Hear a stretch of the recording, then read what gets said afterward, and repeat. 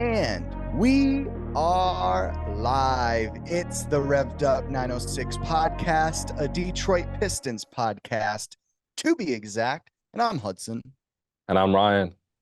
Now, before we get into tonight's recap of the 3-1-3 Pistons versus the Sacramento Kings, I want to remind you guys of a few things. First off, Grind Clothing Co. is our official merch sponsor, so I want to give them a quick shout out. We have quite a bit of merch that we have collabed with them on, but then also they have some great designs for men and women of sporty things to style to streetwear. They have all kinds of different options for the people. So make sure to click the link in our YouTube bio or in the description below and check out all their recent merch drops. And they got a lot of great options for everybody's different styles. So make sure to go check out Grind Clothing Co. Also, this week, we talk about on YouTube all the past losing streaks NBA franchises have gone through. And we look at the losing streaks and what each team kind of did to eventually reach success. We talk about teams like the Sacramento Kings that we're going to talk about in tonight's recap, the Denver Nuggets, the Golden State Warriors, a lot of different teams, and kind of the path they took in order to reach success, so that the Pistons kind of have something to look at and a game plan to follow, whether it's going through the draft, trades, or whatever it might be. Without further ado, let's get into tonight's recap of the Detroit Pistons versus the Sacramento Kings. Tonight's final score was 131 to 110 in the Sacramento Kings' favor.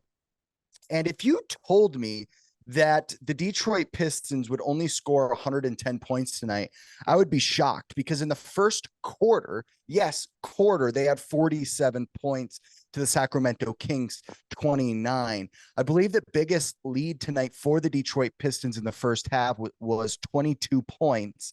And then in the third quarter, the Kings would have a resurgence, and in the second quarter have a resurgence. Kind of that those two middle quarters for the Kings were huge. But when talking about the reasons why the Pistons lost this game and the Kings made a big comeback, a huge reason for that was the Kings had 82 points in the paint.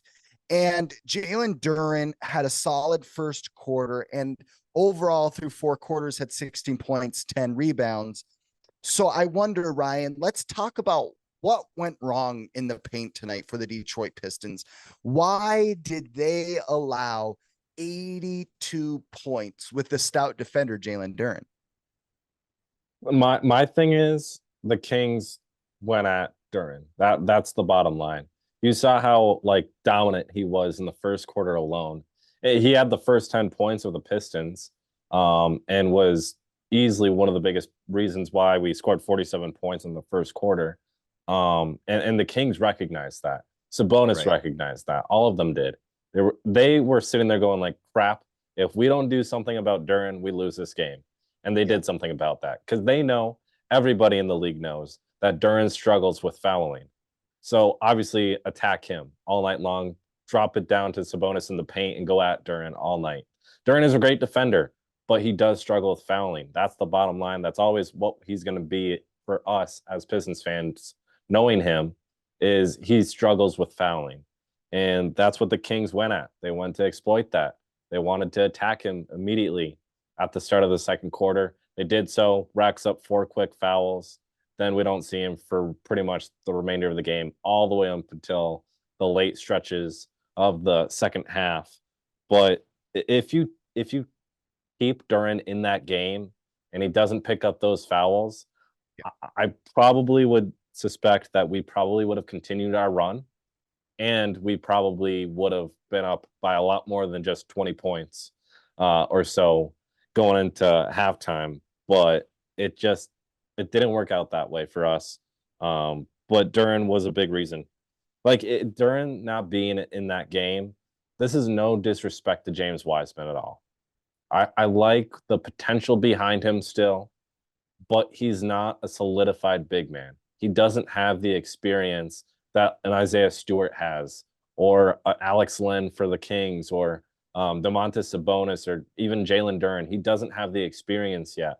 So if he had the experience that, like, let's say the Kings with Alex Len, you bring Alex Len into our situation, what we had going for us in replace of James Wiseman, I really think this game wouldn't have been as dominant for the Kings in the paint.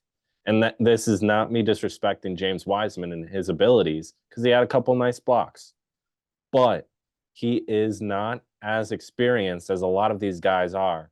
And for a guy that's very fundamentally strong in Domantas Sabonis, he's going to go to town with James Wiseman in the paint. Alex Len really wasn't shooting all night long, but he's a big man that knows how to pass the ball. And so if you have Malik Monk cutting in there, De'Aaron Fox cutting in there, Trey Lyles, Keegan Murray, all cutting through the paint, bad things are going to happen because James Wiseman, at times, because of the inexperience, lacks so heavily on defense that it puts us in a hole like it did tonight with the 82 points in the paint. Well, and it's kind of interesting because tonight we saw the best and the worst of the Pistons. And now that we kind of talked about the defensive side of the ball, let's hone in on the offensive side, especially in that first quarter, because you made mention of it. Jalen Duren scored the first 10 points for the Detroit Pistons. Bojan Bogdanovic had 13 points in the first quarter. Alec Burks got a couple of his threes in there. And to finish with 47 points was incredible. I mean, the Pistons were just shooting on all cylinders. And the thing is it's hard for a team to keep that momentum going. And with the absence of Cade Cunningham, typically we won't have that bad of a cold streak in the second quarter that the Detroit Pistons had. The Pistons only had 18 points in the second quarter. Typically, they are always scoring about over 20 points in each quarter. And I think that's the biggest thing when you're missing Cade. We saw in the fourth quarter, the Pistons also only score 15. That is not common for this year's Pistons team. When you have Bojan, Alec Burks, Cade, Duren, Ivy, those four guys consistently getting their double-digit points, you're just not going to see that. But that's really where you feel the absence of Cade, and that's where it's going to really hurt, because Bojan, Alec Burks, they're getting up there in age. They can't do it for 4 quarters like a young guy can.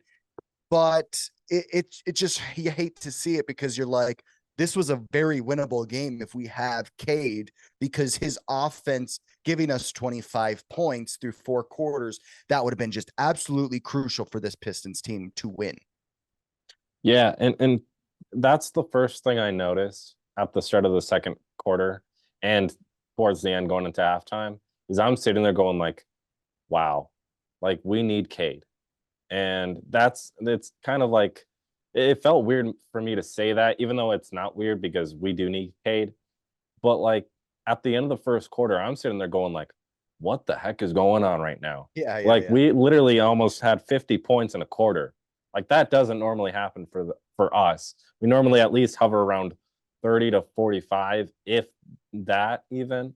So the fact that we had 47 against a good playoff caliber team in the Kings, I'm sitting there going like, okay, we may have a shot at winning this game. But then the second quarter rolls around, like you mentioned, we do need Cade. We were missing that it factor, because the Kings, they just locked us down defensively. Right. If you add another factor in Cade Cunningham being out there, it's like, again, like I mentioned against the Nuggets the other night, there were situations where it was like, who do you defend between Cade Cunningham and Jalen Duren? Or even throw Bojan Bogdanovic into the mix and Alec Burks. Who do you guard? Who do you prioritize the most? And obviously it'd be Cade, because it's Cade Cunningham. But in this situation tonight, the Kings just struggled a little bit more than they normally do. And so if Cade's out there giving you the 30 that he normally has been giving you as of lately, on top of Duren probably not picking up those early fouls like he did tonight, and playing more than what he did tonight, I really think the Kings are in a situation where they lose this game just because of having an it factor in Cade. Without having an it factor, this team, and this is not me being mean, it's just they're a bunch of role players without Cade. And that hurts because Duren is not a role player. He just had foul issues. But like a lot of these guys are just role players. Isaiah Livers, as we always say, should not even be on an NBA roster, but he is somehow magically. Jaden Ivey, maybe it seems to extend it a little bit more so in my beliefs of him. It seemed like he needs a lot of help, and that's one of the major reasons why you have him coming off the bench to start the season. In terms of Monty, he's like, yeah, I want the best guys out there at all times, but that also includes polishing up Jaden Ivey's game a little bit more, so that if we were to lose Cade again, then you'd have a guy in Jaden Ivey who can step up, and he did step up tonight. But it was still lacking. There were moments where it was lacking. Killian Hayes is starting to look even more so like an end of the rotation kind of player for a team. Like Asar Thompson's struggled like pretty badly as of lately. He's on that freshman slump that normally doesn't happen, but happens at the same time. But you look even down the bench, like this entire team just seems like a bunch of role players. At least it did tonight. And we were missing that it factor all night long. And obviously it's Cade. So not having Cade, it really hurt us. The Pistons went scoreless the last 8 minutes of the second quarter. And to follow that, the Sacramento Kings in the second quarter had a 26-4 run.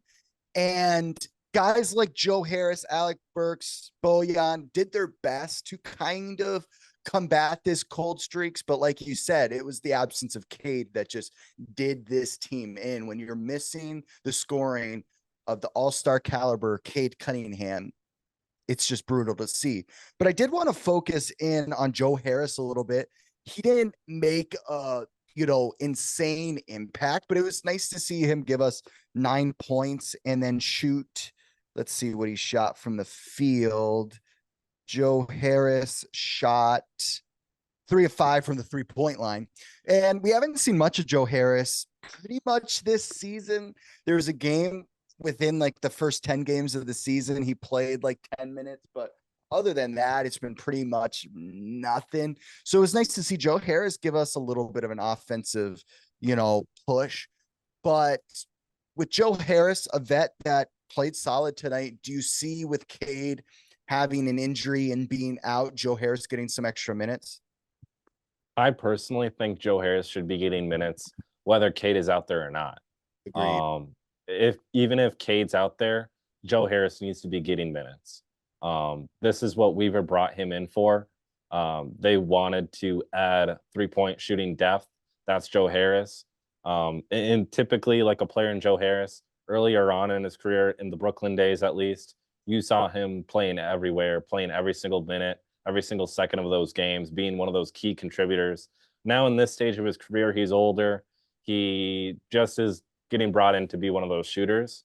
And so that's what a big thing we've been missing out on is all the games, honestly, this season without him, a shooter like him and his abilities in there. I know he struggled from time to time earlier on this season, but that's just him getting acclimated to the situation that he's been addressed into.